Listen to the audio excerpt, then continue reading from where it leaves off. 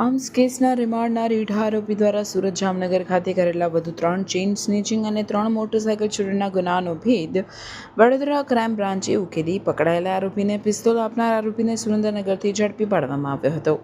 વડોદરા શહેર ક્રાઇમ બ્રાન્ચની ટીમ દ્વારા એક હેઠળના ગુનાની તપાસ કરવામાં આવી રહી હોય આરોપી અજય પરસુંડાના નામદાર કોર્ટથી 3 દિવસના પોલીસ કસ્ટડીના રિમાન્ડ મેળવવામાં આવ્યા હતા.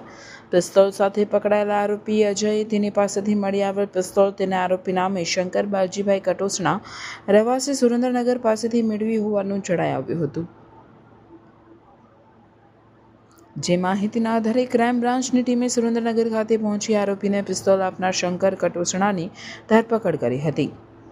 જ્યારે તેની તપાસ દરમિયાન વડોદરા શહેરમાં મોટરસાયકલની ચોરી કરી માંજલપુર અને સમતા ખાતે ચેન્નઈ સ્નેચિંગના ગુનાઓ આચર્યા હોવાનું જાણવા મળ્યું હતું. જેથી આરોપીને કોર્ટમાં રજૂ કરી કોર્ટમાંથી તેના 3 દિવસના પોલીસ કસ્ટડીના રિમાન્ડ મેળવવામાં આવ્યા હતા.